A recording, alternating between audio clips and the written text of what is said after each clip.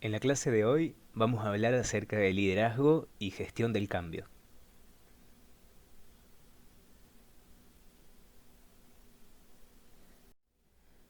Para esto vamos a empezar por hacernos dos preguntas. ¿Para qué nos resistimos al cambio?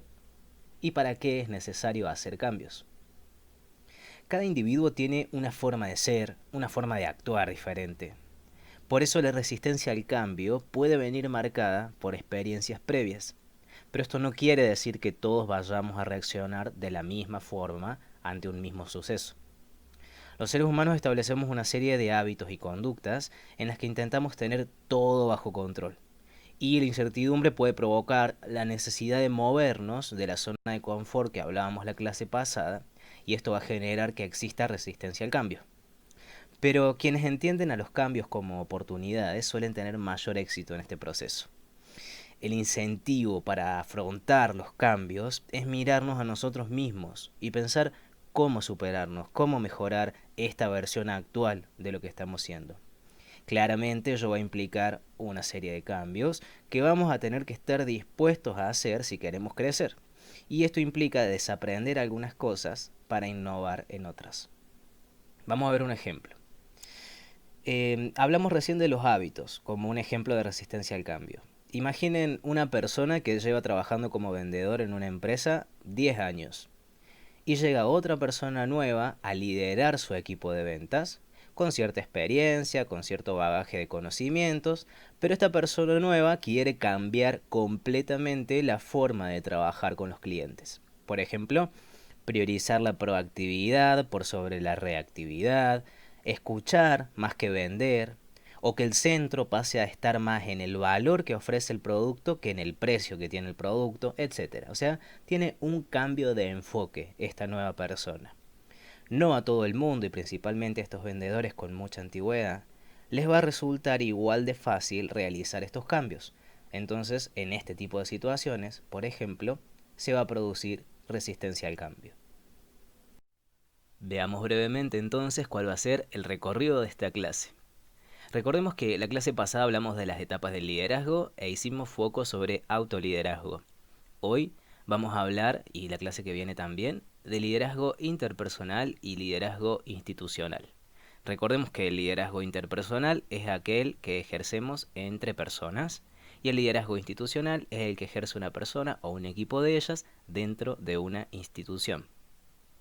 Entonces, el recorrido que vamos a realizar hoy parte por hablar de la definición de la resistencia al cambio, sus razones, las claves para superarla, posteriormente la gestión del cambio en las organizaciones y finalmente vamos a hablar del proceso de gamificación. Partamos entonces por hablar del concepto de resistencia al cambio.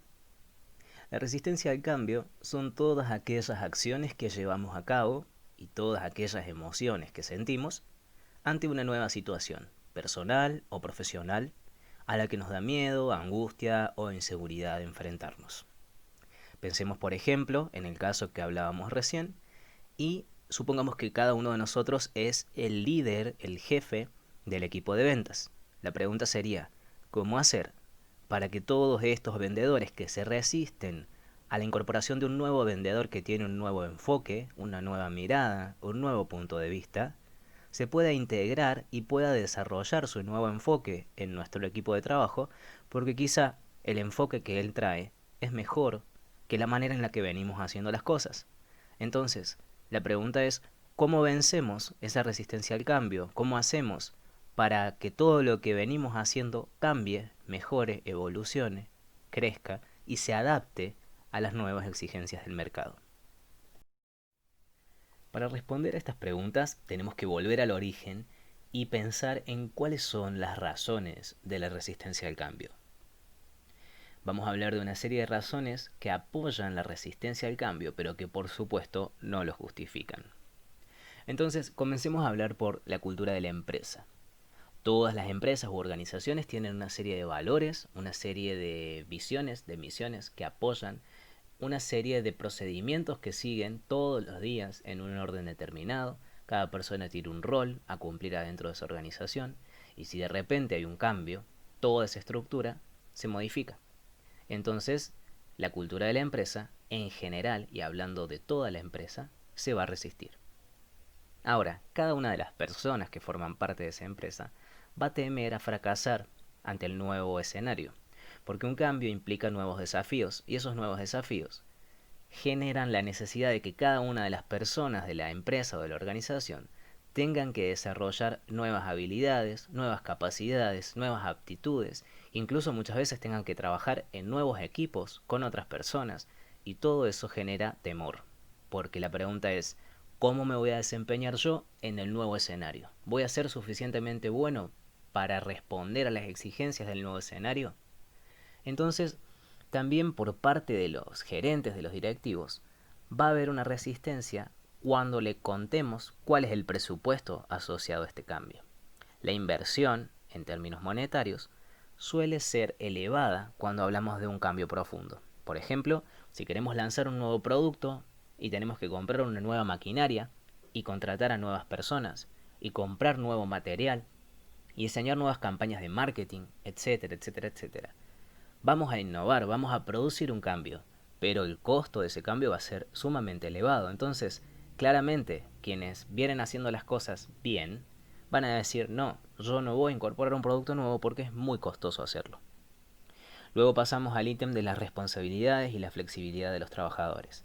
Claramente, si uno es parte de un equipo y tiene una serie de responsabilidades y aparece un factor de cambio, esas responsabilidades van a modificarse también.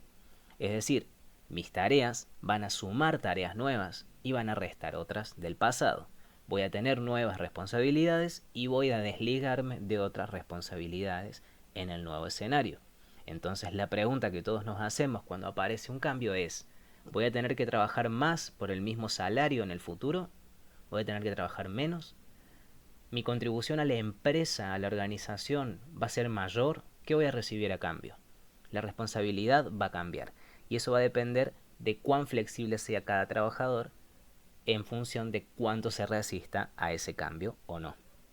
Luego pasamos al cambio en los beneficios en la institución, porque claramente cada trabajador recibe de la institución un beneficio o una serie de ellos, y un cambio puede generar de que reciba menos o más beneficios en función de su nuevo rol en el nuevo escenario de cambio. Posteriormente pasamos a el desconocimiento de las razones del cambio, y este es un punto fundamental, porque todo cambio tiene que venir acompañado de una explicación, de un para qué. ¿Para qué vamos a cambiar? ¿Cuál es el objetivo de todo esto?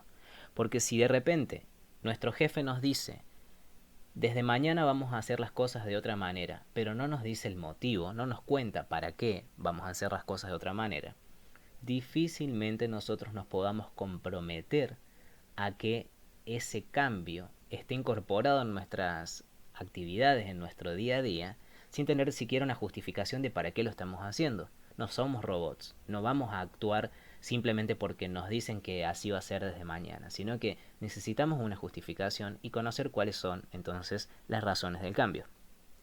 Por supuesto que el próximo ítem está relacionado a todo lo anterior y es el miedo a lo nuevo, a lo que está por venir, el futuro y la incertidumbre que genera el no saber cómo se van a desarrollar las tareas en los próximos meses, nos genera miedo, nos genera por ahí cierto temor, como hablábamos en uno de los primeros puntos, a fracasar.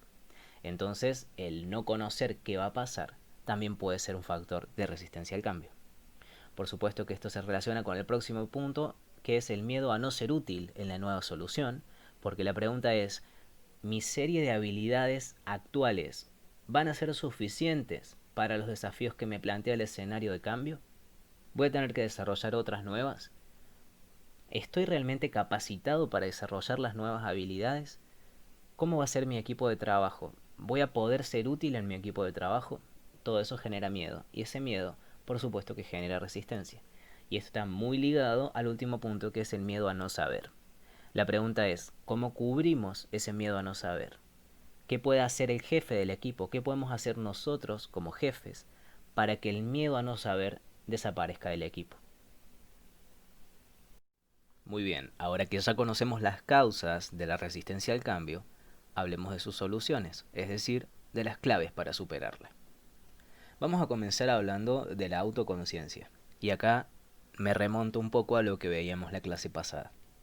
Las personas que no visualizan el cambio van a ser incapaces de transformar su forma de vida. Es decir, conocernos a nosotros mismos e identificar cuáles son nuestras necesidades es vital para lograr el éxito en el proceso de cambio, en toda la organización, en todo el equipo de trabajo.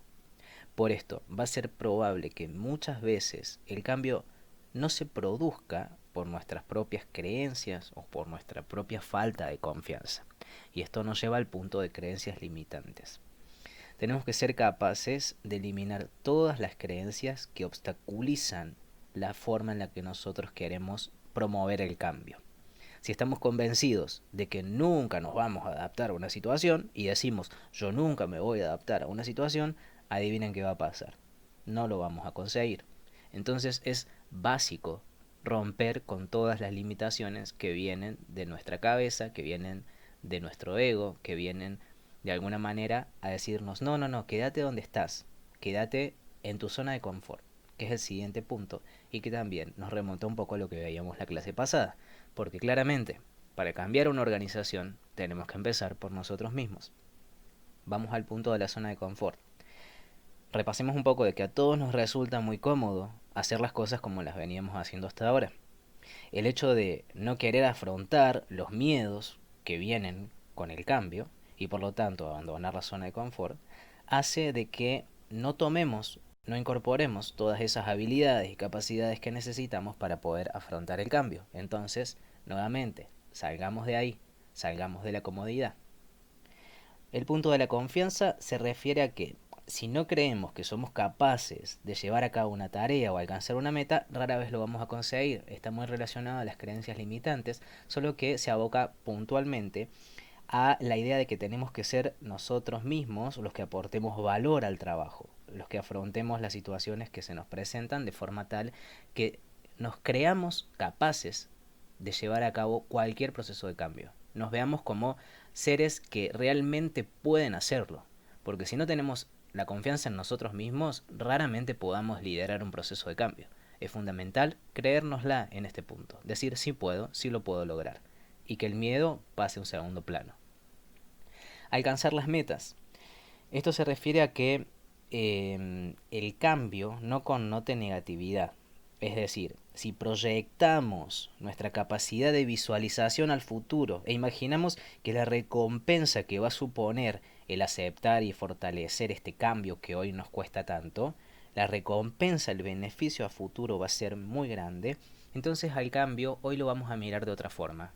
Si nosotros decimos, bueno, pasando por todos estos procesos de convencer a todas estas personas de que el cambio va a ser positivo, nos va a llevar a que de acá a algunos meses la organización crezca de manera exponencial, va a hacer de que nosotros estemos mucho más motivados a querer intentarlo. Y esto me trae un poco a esta frase de Charles Dickens que ven a la derecha, de que el hombre nunca sabe de lo que es capaz hasta que lo intenta.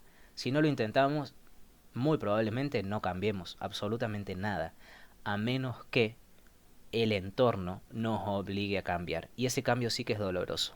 Cuando el entorno nos obliga a cambiar porque nos dice transformate o desapareces, que es un cambio muy pero muy impuesto por el afuera, ahí sí no vamos a tener tiempo a sentarnos a pensar en todos estos puntos que ven en la pantalla.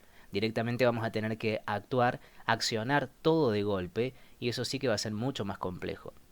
Entonces, abrirse al cambio y planificarlo, que son los siguientes dos puntos, es fundamental. En función del punto de abrirse al cambio, implica que aceptar los cambios y avanzar en ellos nos va a permitir ir logrando estos objetivos. Pero, otra vez, abrirnos a la posibilidad de que lo vamos a lograr. Confiar en que vamos a alcanzar esas metas. Salir de la zona de confort, vencer las creencias limitantes y tener plena conciencia de lo que estamos haciendo. El punto de planificar es más de lo mismo, marcar un antes y un después. Es decir, tenemos la necesidad de saber en qué momento nos encontramos en el interior de la organización hoy o en el proceso determinado en la organización hoy y marcar una meta para dónde queremos estar exitosamente en el futuro. Eso nos va a ayudar mucho a ser conscientes de que el cambio vale la pena.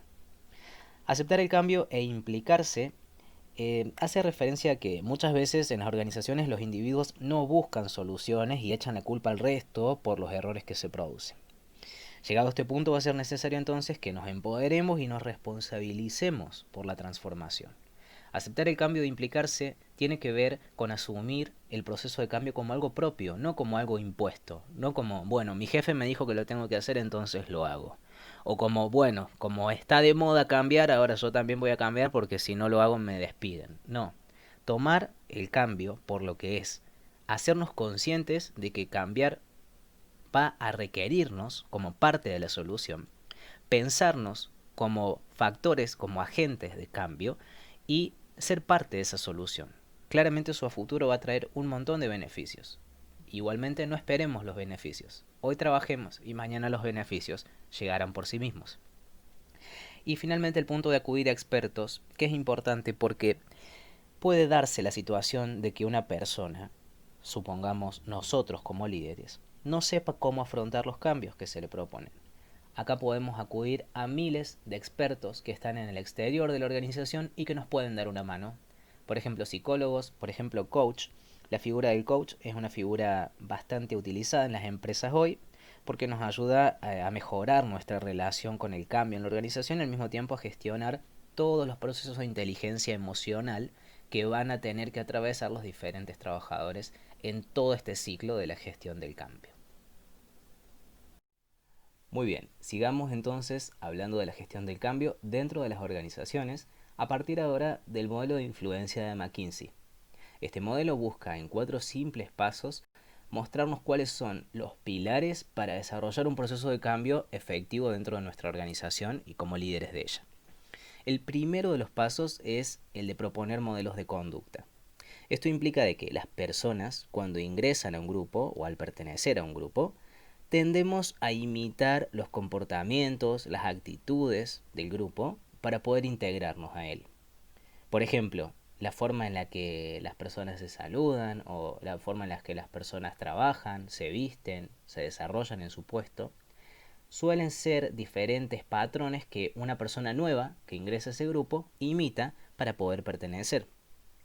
Esto generalmente se hace de manera inconsciente, no es que uno lo hace sabiendo que lo hace, es algo inconsciente.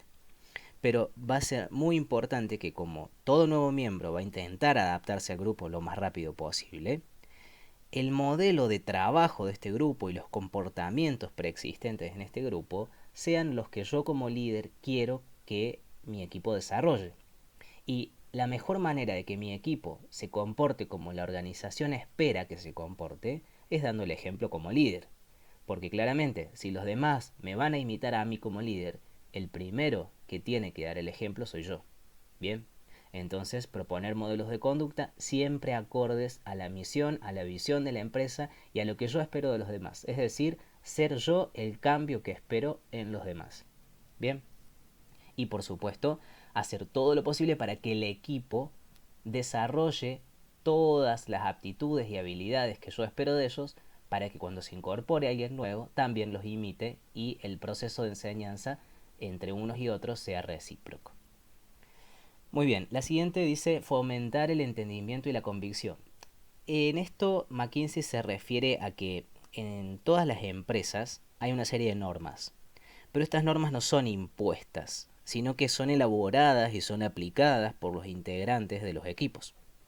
Entonces, cuando yo creo la norma junto con mi equipo, me aseguro de que esa norma se va a cumplir porque yo fui parte de su creación.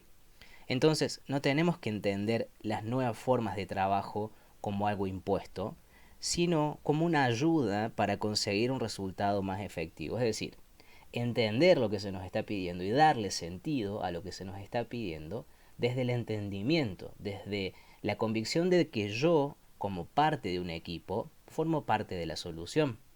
Es decir, lo que veníamos hablando hasta aquí, y que está citado ahí con una frase de Nietzsche, de que quien tiene un porqué va a buscar un cómo. Si yo sé lo que se me está pidiendo, voy a buscar cómo lograrlo. Entonces en este punto es fundamental explicar y explicar hasta el hartazgo para qué estamos haciendo el cambio, para qué estamos impulsando este proceso. Si todos sabemos hacia dónde vamos, va a ser mucho más fácil remar en esa dirección. El punto siguiente es el de desarrollar el talento y las habilidades.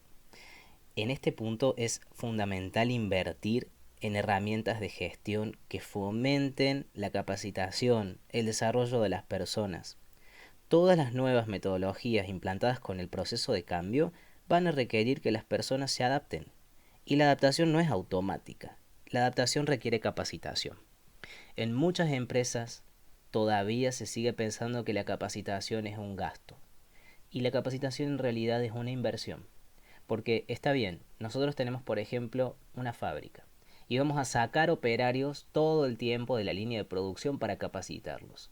Eso va a hacer de que produzcamos menos en el tiempo de capacitación. Sí, es verdad, pero va a ser una inversión. Hoy voy a producir menos, pero a futuro el cambio que estoy impulsando es para mejorar el proceso productivo.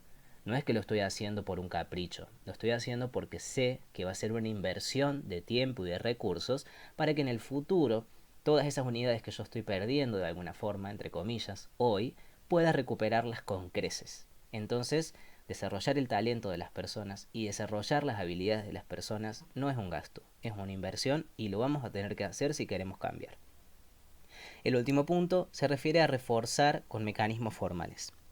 Esto significa que los cambios que se exigen en la organización tienen que ser percibidos como el trabajador como algo necesario, lo que veníamos hablando de tener un motivo para cambiar.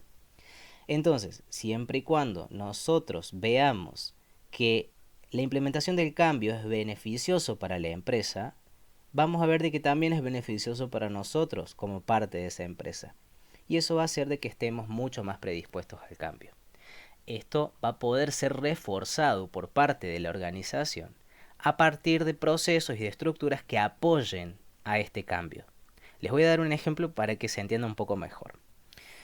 Imaginemos que estamos en una organización que quiere realizar un cambio de cantidad de ventas a calidad de ventas. Es decir, ya no quiero, por lo menos por este mes, vender tanta cantidad, sea una tras de otra, sino que nuestro cliente se vaya con la percepción de que ha sido escuchado, de que ha sido valorado, de que su opinión ha sido tomada en cuenta.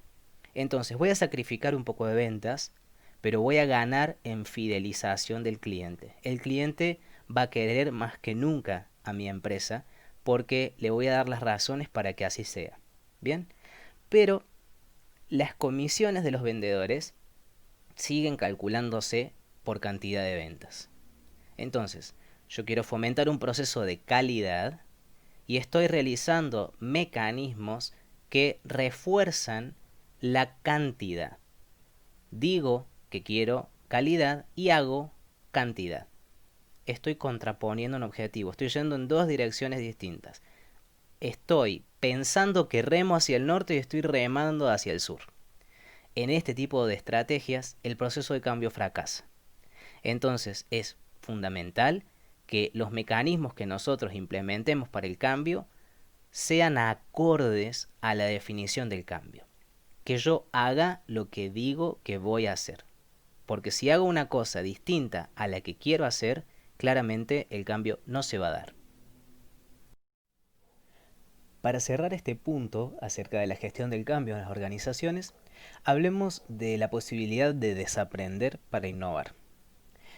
Durante los últimos 20 años, los cambios más importantes a nivel mundial han sido cambios discontinuos. Esto significa de que no han sido cambios lineales o predecibles en el tiempo, sino que de repente hubo un salto que nos permitió experimentar una revolución. Por ejemplo, pensemos en Internet y en la cantidad de modelos de negocios que se desprendieron gracias al desarrollo de plataformas digitales. Por ejemplo, el comercio electrónico.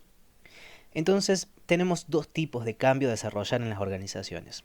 Un cambio lineal e incremental, que es un cambio sencillo, cómodo, fácil de comunicar, porque es un cambio que se basa en pensar que el mundo es predecible, que el futuro va a ser igual al pasado. Entonces nos enfocamos en realizar solamente proyectos de presente. En cambio, si pensamos en un cambio discontinuo y transformador como el que comentábamos recién, que es el que produjo Internet, hablamos de un cambio que desafía el pasado, porque a partir de ese cambio, todas las estructuras que venimos desarrollando en la organización también se van a modificar. E incluso las mismas acciones, las mismas personas, los mismos procesos que en el pasado nos permitieron tener éxito, no nos garantizan que en el futuro vaya a ser así.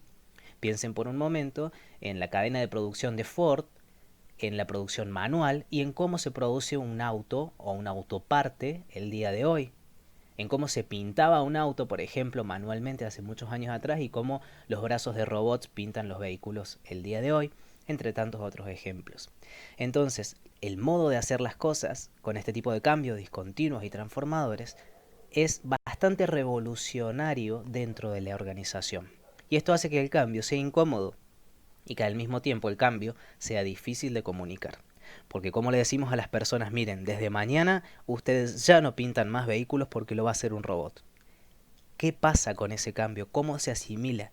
¿Qué otro rol se le asigna a la persona que es reemplazada por una máquina? Entre tantas otras preguntas, ¿no? Entonces, este tipo de cambio se basa en el desarrollo de proyectos a futuro, porque ya no miramos tanto el presente, sino que pensamos en cómo, de manera estratégica, vamos a implementar los procesos de cambio de aquí en adelante frente a un escenario que nos desafía y en el cual, o de alguna manera, aceptamos y abrazamos el cambio de forma tal que podamos adaptarnos al futuro, o desaparecemos, porque quien lo haga se va a poder adaptar y va a poder seguir, y quien no lo haga, lamentablemente, va a quedar por debajo de la posibilidad de competir frente a estructuras cada vez más óptimas y cada vez más eficientes. Entonces, volviendo al interior de la organización, tenemos la posibilidad de afrontar estos procesos a partir de dos mecanismos, la resonancia y la disonancia. La resonancia implica que la cultura, los valores de la organización coinciden con la cultura y los valores de las personas que forman parte de ella. Cuando estamos en una actitud de resonancia, tanto las personas de la organización como la organización en su conjunto van a dirigirse hacia la misma dirección, van a ir hacia el mismo sentido, y eso nos va a permitir que podamos desarrollar una estrategia sólida, una estrategia que realmente brinde buenos resultados, buenos frutos a futuro. En cambio, si estamos en un proceso de disonancia, nos vamos a encontrar con una cultura empresarial que no coincide con la cultura de las personas que forman parte de ella. La cultura disonante incluso puede ser contraria a la de las personas que trabajan en la organización. Y esto produce no solo que se generen más errores dentro de los puestos de trabajo, sino también que haya graves problemas de comunicación en el entorno de trabajo. Entonces, alcanzar esta resonancia, que es lo que deseamos dentro de las organizaciones, para producir cambios transformadores y discontinuos que nos permitan adaptarnos a futuro, va a tener que ver con, por un lado, desarrollar una adecuada inteligencia emocional en los líderes, de forma tal que los líderes puedan crear equipos emocionalmente inteligentes que sepan a dónde se dirigen y que sepan cuáles son las características, cuáles son las aptitudes, cuáles son los procesos que nos permitan diferenciarnos de las demás organizaciones que compiten con nosotros en el futuro. Y por supuesto todo esto inmerso dentro de un marco de una cultura organizacional que de algún modo va a suponer que la cultura no va a adaptar de modo automático el proceso de cambio. Es decir, todos tienen que contribuir para que ese cambio se desarrolle de manera conjunta, de manera colectiva. Y eso va a tener que incluir a cada una de las personas que forman parte de la cultura organizacional. Es decir, los núcleos de resistencia al cambio van a ser muchos y el líder solo no va a poder transformar la cultura de toda una organización de la noche a la mañana. Entonces, aquí, ahora y más que nunca, va a ser necesario el trabajo colaborativo, el trabajo en equipo, para poner manos a la obra y ser todos parte de un mismo proceso de cambio que nos haga remar a todos en la misma dirección y que nos permita posicionarnos a futuro como una organización líder en su rubro.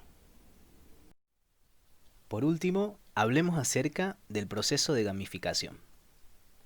La gamificación se basa en aplicar las mecánicas y las dinámicas de los juegos al contexto del trabajo y las funciones laborales del día a día. con el propósito de fomentar la motivación y la implicación de los empleados con los contenidos de la organización. Esto va a promover una serie de actitudes y aptitudes totalmente propositivas para la organización. Dentro de ellas podemos citar algunas como la participación activa, lo cual significa que los trabajadores van a querer participar y movilizarse para poder hacer las tareas que habitualmente suelen ser rutinarias, pero que ahora se constituyen de un modo mucho más divertido como un juego. Promueve la resolución de problemas porque la experiencia de juego va a activar la creatividad de las personas y la búsqueda de soluciones innovadoras ante problemas que quizás sean habituales. Y va a promover la fidelidad porque esta experiencia de juego va a llevar a los trabajadores a querer repetir el trabajo en forma de juego para poder mejorar su ranking o su resultado. Esta experiencia de gamificación es sumamente positiva porque si bien los juegos deben acercarse lo más posible a la realidad, porque de lo contrario estaríamos o jugando al ping pong en la oficina que nada tendría que ver con nuestro puesto de trabajo, o realizando un juego que está disfrazando de alguna forma una tarea operativa de juego cuando así no lo es.